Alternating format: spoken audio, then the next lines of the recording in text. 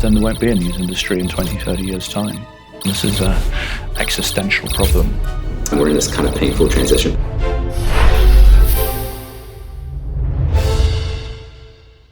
지금 이 영상 어디서 보고 계신가요? 저희가 여러 플랫폼을 통해 공개했지만 대부분 유튜브로 보고 계실 겁니다. 사람들은 더 이상 거실 텔레비전으로 방송을 보지 않습니다. 집에 TV가 없어서 따로 TV나 이런 거는 보진 않고 TV 프로그램이나 신문 같은 거는 5년 전쯤에 보고 안 본 것 같아요. 젊은 세대만의 현상이 아닙니다. 전 세계적이고 전 세대적인 흐름입니다. That's the only device I can think of for news. I don't have cable TV. Just Twitter, pretty much. Some Instagram. Information there first and fastest. Right. In France, people have the tradition to have dinner, looking for the news in the same time, and after dinner, looking for a movie. Nobody does that anymore now. 텔레비전 뉴스는 이대로 막을 내리게 될까요? What we've seen is this real fragmentation of audiences, and so that makes it much harder for media companies to know where to focus. And also, almost nobody has the same habits. 많은 사람이 비슷한 경로로 뉴스를 접하던 시대는 끝났습니다. 내가 원하는 시간에, 내가 원하는 플랫폼에서 내가 보고 싶은 뉴스를 골라본다. 이것이 새롭게 자리 잡은 뉴스 소비 방식입니다. 시청자들은 그곳에서 더 오래 머물 수밖에 없습니다. 누구에게나 똑같이 보이는 텔레비전 편성표가 아닌 말 그대로 맞춤형 편성표가 이어지기 때문입니다. YouTube tracks everything you do on YouTube. It tracks every video you watched, how many seconds you watched this video, and all the related videos are all related to your past history of all the videos that you've seen before. And it has to know what you watched before, what you have not watched before, because it doesn't want to keep repeating the same videos. 그러니까 텔레비전에선 멀어졌지만 사람들은 더 가까운 곳에서 자신만의 방식으로 뉴스를 소비하고 있었던 겁니다. And I think too many people in the media think that young people aren't interested in news because they're not watching it. But that's not true. They are interested and they want to watch it, but they're quite impatient and they're not necessarily going to go to traditional TV and newspaper networks to find the news. 미디어 회사들은 가만히 기다리고만 있을 순 없게 됐습니다. 사람들이 모이는 시장은 따로 있는데 아무도 없는 곳에서 우리 가게 물건 사달라고 할 수는 없으니까요. 소비자가 있는 곳으로 적극적으로 달려가려 합니다. Obviously in the digital space with online platforms, that's where the growth is. That's where audiences are moving to and are going to grow going forward. The basic rule should be you have to meet the audience where they are so that we show our content to various social platforms, whether it's Twitter or TikTok or Facebook. 그렇다면 오디언스가 있는 곳, 과연 어딜까요? 바로 소셜 플랫폼이었습니다. 아침에 눈 뜨면 집 앞에 놓여있던 신문처럼 사람들이 많이 사용하는 소셜 플랫폼으로 뉴스를 실시간 배달하기 시작했습니다. Positivity, so 87% of journalists that we surveyed, social media had actually helped them promote their stories and said that was a really good thing. 79% said that it helped them connect with audiences. 물론 궁극적인 목표는 사람들을 데려오는 일입니다. 소셜 플랫폼에서 언론사들의 자체 플랫폼으로 말이죠. 오디언스와의 관계를 형성한 뒤 그들을 고유 플랫폼으로 초대하는 거죠. 그렇다고 무작정 갈 순 없습니다. 유튜브, 인스타그램, 틱톡 사용하는 플랫폼은 제각각이고 각 플랫폼마다 특징도 다르기 때문입니다. I think on TikTok you haven't got the attention span that Instagram would do for like TikTok because there is so much content and it is all for the most part video. You've really got to get people quite quickly. Whereas Instagram we found people are more likely to listen to a few extra questions, have it a little bit. 미디어 회사들은 원소스 멀티유즈 전략을 꺼냈습니다. 콘텐츠를 하나 만든 다음 여러 플랫폼에 최적화된 모습으로 바꿔가며 유통하는 방법이죠. Really, we want to have a presence everywhere and be able to distribute our stuff everywhere so that if those platforms go up and down, people adopt them, people don't. We're diversified, but we're also like reaching people we couldn't reach otherwise. So we don't want to, only distribute our stuff through one channel. 미국 디지털 뉴스 부문의 선두주자 인사이더를 보면 이해가 쉽습니다. 여기 일본 주방용 칼은 왜 비싼가? 라는 유튜브 영상이 있습니다. 흥미를 유발하는 질문을 던진 뒤 영상을 클릭하게 만드는 유튜브만의 문법입니다. 인사이더 웹페이지를 가볼까요? 같은 영상이 올라와 있지만 조금 더 친절한 제목이 달려 있습니다.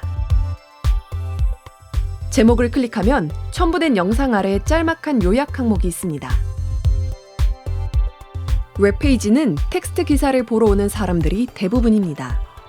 대략적인 내용을 먼저 알려준 다음 영상을 보게끔 만드는 방법이죠.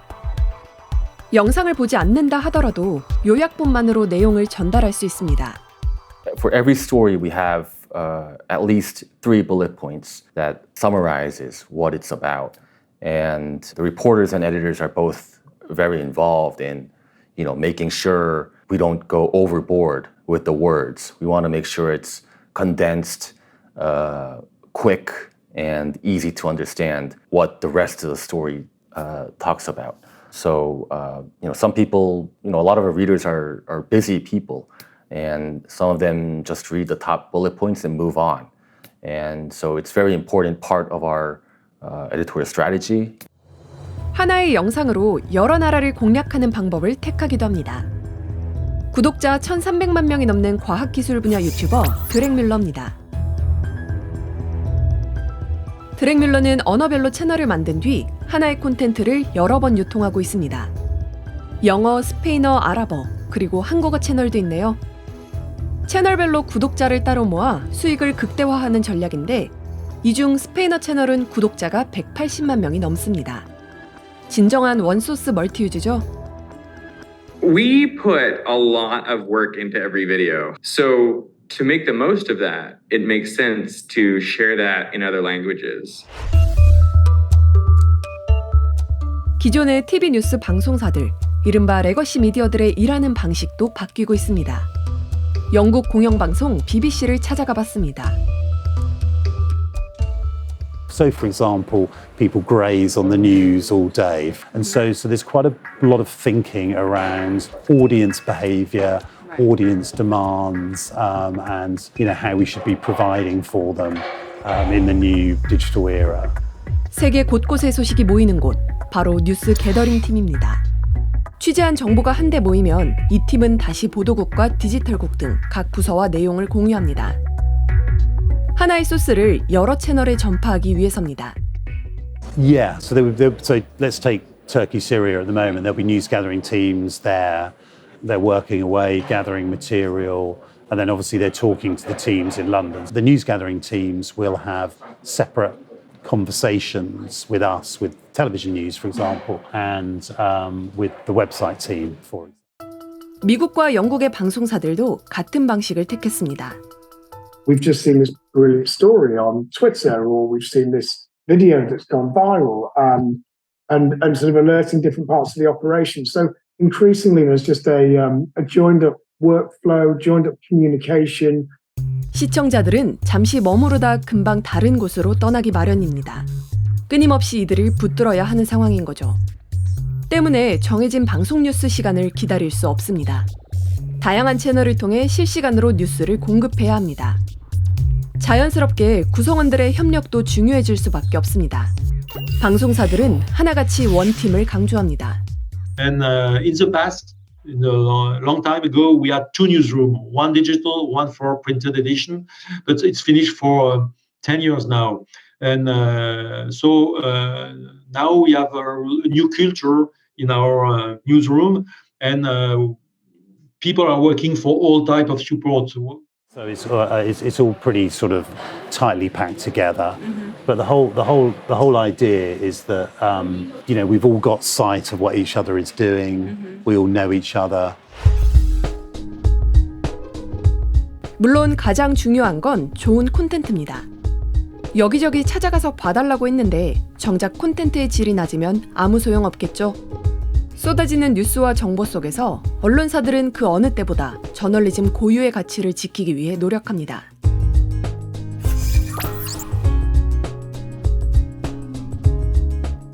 One of the things when I first went on TikTok, and this is true for all the platforms is, I mean, there's misinformation and there's people that don't really know what they're talking about. But there's people that, kind of misunderstandings about what a story is. So I see my role as just traditional journalism, really, giving people facts to make up their own minds and making sure they have the right information. I mean, I think the number one secret, maybe it's not a secret, is just quality storytelling. I think there's a lot of tactics and strategies and ways that you can grow an audience on social platforms. But at the core of it, you need great, fascinating stories that millions of people will want to consume.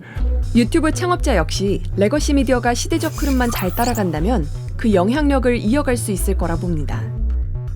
I think that that content is, to me, it's still something that people will always want to be able to have, official, approved content created by certified journalists, that has actually been reviewed. 뉴스 콘텐츠의 모습, 그리고 이를 유통하는 방식. 모든 것이 바뀌고 있습니다. 미디어 회사들은 체질 개선에도 나섰습니다. 미국과 영국의 언론사들 사이엔 MMJ라는 개념이 자리 잡고 있습니다. MMJ, 멀티미디어 저널리스트입니다. 쉽게 말해 여러 분야의 업무를 같이 할 수 있거나 적어도 그런 마인드를 갖춰야 한다는 겁니다. One of our correspondents managed to get into northern Syria yesterday, and one of the first correspondents to do that. And so he delivered for the live page, which is on our news website. He delivered for the live page in the morning as he arrived. And then by the evening, they put together a very powerful television news package to run in our evening news programs, which is where our biggest audiences are. And then this morning had a piece running on our number one radio news program as well. So you can sort of. 당연히 MMJ 혼자 모든 일을 할 수 없습니다. 중요하거나 큰 사건일 경우 작가와 PD 등이 함께합니다. 이런 변화는 1인 미디어가 기존의 거대 회사를 위협하는 상황과도 연결돼 있습니다. I mean, there are a number of young journalists on TikTok who have more viewers than the whole BBC, which means that publishers now compete not just with platforms but with individual reporters. 누구나 손쉽게 뉴스 사업자가 될 수 있는 시대. 아주 작지만 매우 강력한 방송 장비인 스마트폰 덕분입니다. Smartphones now, and a lot of the content that people are taking are actually on smartphones as well. So I think that we're going to continue to see advances in the technology and the distribution platforms. 결국 신속하게 그리고 다양한 뉴스를 전하려면 모든 구성원이 멀티플레이어가 돼야 합니다. 물론 말 그대로 아직까진 이상적인 목표입니다. 우선 자신의 업무를 잘 해내야만 다른 일들도 할 수 있으니까요. 특히 유연한 사고를 위해 서로의 업무에 대해 이해하는 일도 갈수록 중요해지고 있습니다. 세계적으로 주목받는 미디어 기업 복수의 사내 문화는 이런 점을 반영합니다. 그들의 이야기를 직접 들어봤습니다. So I think what's important in that structure is someone, like people to understand some parts of writing and some parts of production, and I think those need to work well together. And the producer would also need to understand, okay, if I write my script a certain way, then it's easier for the animator to transition. 취재기자가 촬영을 배우고 PD가 영상 디자인을 해보고 이렇게 서로의 업무를 경험해보면서 자연스럽게 다른 분야에 대한 이해도를 높이는 겁니다. 이 과정을 통해서 더 좋은 스토리텔러가 될 수 있고 동료끼리 시너지 효과를 얻을 수 있어 최종적으로는 시청자들이 더 원하는 결과물을 만들어낼 수 있는 거죠. 미디어 회사들은 몸집 자체를 줄이려는 시도도 하고 있습니다. 스튜디오를 살펴볼까요? 거대한 하나의 스튜디오 대신 미니 스튜디오를 곳곳에 배치했습니다. 심지어 ABC는 하나의 공간에서 앞뒤로 카메라를 돌려가며 촬영을 합니다. 한 스튜디오에서 무려 12개의 프로그램을 찍는다고 합니다. 인사이더 같은 디지털 미디어들은 콘텐츠 특성에 맞게 촬영이 가능한 미니 스튜디오를 곳곳에 설치했습니다. 스튜디오가 작으니 일하는 사람도 줄어듭니다. 대신 여기서 빠진 인력은 다른 콘텐츠를 만드는 데 투입될 수 있습니다. 같은 시간, 같은 비용으로 더 많은 콘텐츠를 만들 수 있는 것이죠. One or two producers beyond that to make sure it all happens. So we're pretty lean. 그런데 미디어 회사들이 온갖 힘을 다해 혁신에 나선다고 해도 근본적으로 해결해야 하는 부분이 있습니다. 이 모든 걸 가능하게 만드는 것, 바로 자본입니다. 미디어 회사들이 돈을 버는 방법은 과거에나 지금이나 두 가지뿐입니다. 광고료 또는 구독료입니다. 이 틀을 벗어나기는 어렵습니다. 그러나 지금은 시청자가 사라진 만큼 광고료도 줄었고 구독료가 늘기를 기대하는 건 더욱 어려운 상황입니다. They've all tried to go out and acquire subscribers. But now what we're trying to kind of finally figure out in the industry is, okay, we have subscribers, but how do we generate profits? 특히 방송 미디어 회사들의 고민은 더 깊습니다. 신문에 비해 방송은 전통적으로 더 광범위한 대중을 상대해왔고 이런 대중은 콘텐츠를 구입할 의사가 상대적으로 더 적기 때문입니다. 대부분의 해외 방송사가 수익화에 큰 어려움을 겪는 이유기도 합니다. In most of the markets we look at, only around 10% of people are prepared to pay for news. A lot more are prepared to pay for television and entertainment and drama. 결국 좋은 콘텐츠를 제공하기 위해선 튼튼하고 지속 가능한 비즈니스 모델이 필요하고 이를 위해선 광고나 구독 외에 사업 구조를 다각화할 필요가 있습니다. 디지털 부문에서 성과를 내는 회사들은 탄탄한 비즈니스가 필수적으로 뒷받침돼야 한다고 입을 모읍니다.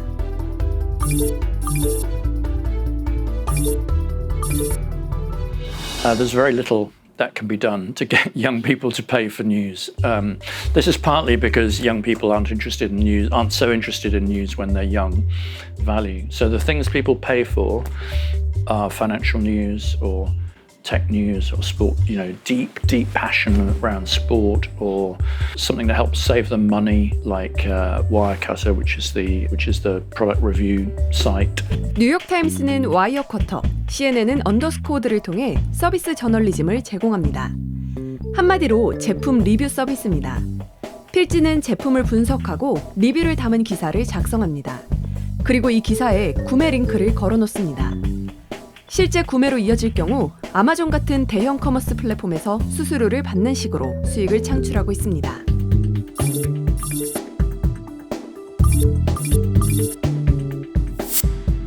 미디어 회사들은 전통적인 역할에서 벗어나 뉴스 테두리를 벗어난 상품도 기획하고 있습니다. 뉴욕타임스는 한 발 더 나아가 여러 가지 유료 구독 서비스를 운영하고 있는데요. 대표적인 게 NYT 쿠킹입니다. 일단 한번 볼까요? 여기 맛있는 요리 레시피들이 나와 있습니다. 매주 한 번씩 새로운 요리를 추천해주는 뉴스레터도 발송해주는데요. 실용적이고 시간 제약이 없는 이른바 에버그린 콘텐츠입니다. 유료 회원은 70만 명이 넘고 유튜브 구독자 수도 50만 명이 넘습니다. 이런 버티컬 미디어는 다양한 구독자를 모으기 유리합니다. 채널을 나눠 콘텐츠의 방향을 명확하게 하고 목표 독자를 세분화할 수 있기 때문입니다. 정치나 경제엔 관심 없지만 푸드나 패션은 알고 싶은 사람들도 많으니까요. 앞서 언급했던 인사이더 역시 비즈니스, 푸드, 뷰티, 아트 등 11개의 유튜브 채널을 운영하고 있습니다.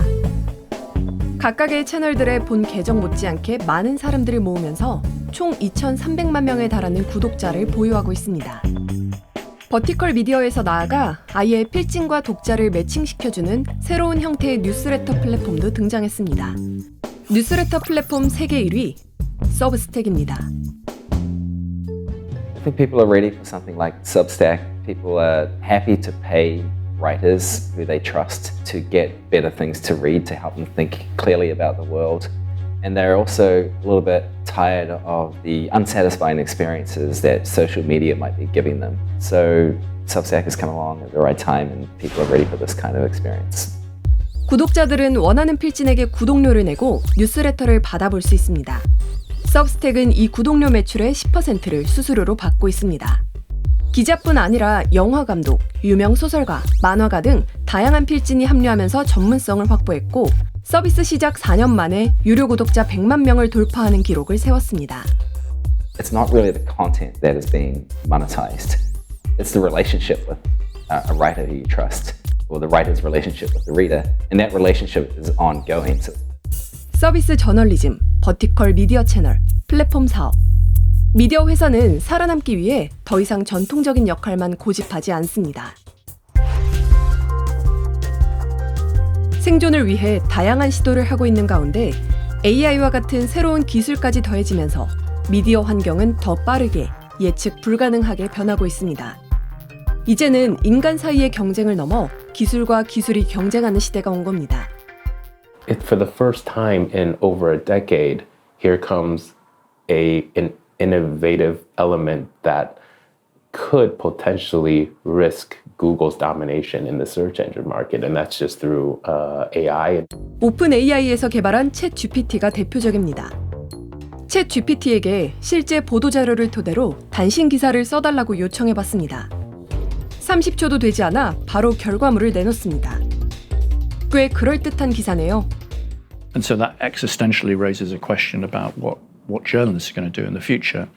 So I don't think it's going to put journalists out of business, but it just means that some of the roles that we have in newsrooms are going to be automated. We don't need to do them anymore, and we can focus our effort on something better. 미디어 회사와 저널리스트를 위협하는 것처럼 보이지만 반대로 잘 활용할 방안만 찾는다면 오히려 일의 효율성을 크게 높일 수 있는 좋은 도구가 될 수 있습니다. 국내외 언론사에선 이런 활용이 늘고 있습니다. 미디어 관련 각종 기술을 보유하고 있는 스타트업 디스크립트. 오디오를 텍스트로 자동 변환하고 AI를 활용해 오디오와 비디오를 편집해 새 콘텐츠를 만들 수 있습니다. 실제 뉴욕타임스는 팟캐스트 콘텐츠를 제작할 때 이 디스크립트의 도구를 활용하고 있습니다. We also have an AI-powered, ultra-realistic text-to-speech voice cloning tool. We call it Overdub. Think of like AI voices. On the media company side, Descript works with about 9 out of the 10 largest podcast studios in the US. 기사에 맞춰 자동으로 영상 편집을 돕는 기술도 빠르게 발전하고 있습니다. 우리나라에서도 이미 이 기술을 적용하고 있습니다. 아직 완벽하진 않지만 편집을 효율적으로 할 수 있도록 돕는 정도로 활용할 수 있습니다. 또 하나의 거스를 수 없는 흐름은 바로 메타버스입니다. 애플도 혼합 현실 기기를 조만간 출시한다고 예고했죠. 먼 얘기처럼 들릴 수 있지만 미디어 역시 경험을 기반으로 하는 산업으로 변화하는 과정을 잘 따라가야 합니다. 과거 음성에서 텍스트로, 텍스트에서 이미지로, 또 이미지에서 비디오로 넘어온 것처럼 말입니다. 월드컵에 대한 특집을 하는데 메시가 마지막에 골을 넣은 장면을 직접 경기장에서 느끼는 것 같이 사람들이 느끼고 싶어하는 시대가 분명히 올 거라고 생각합니다. 이제 그러면 자연스럽게 이제 뉴스에 전달하는 방식도 어떤 비디오 베이스가 아닌 그런 3차원 공간에서의 라이브 경험 베이스를. 우리의 삶이 빠르게 바뀌어가고 있는 지금, 미디어 산업이라고 예외가 될 순 없습니다. 변화의 파도에 민감하게 반응하고 또 이 파도를 잘 타야만 합니다. 전문가들은 언론사들이 살아날 거란 믿음, 그리고 살아남아야 한다는 의지를 잃어선 안 된다고 강조합니다. And so you definitely don't avoid. I mean, the broadcast stuff remains incredibly powerful, and you have to keep doing that. 휘몰아치는 변화 속 레거시 미디어의 미래는 어떻게 될까요? 레거시 미디어는 모바일 시대에 적응하려면 적극적으로 변화와 새로운 기술 도입이 필요하다. 이에 따라 레거시 미디어 기업들은 모바일 플랫폼에 맞는 콘텐츠 제작과 독자, 시청자의 사용성을 고려한 UI, UX 디자인에 노력해야 한다. 하지만 이에 대한 노력이 없거나 부족하다면 레거시 미디어는 모바일 시대에 생존하기 어려울 것으로 예상된다.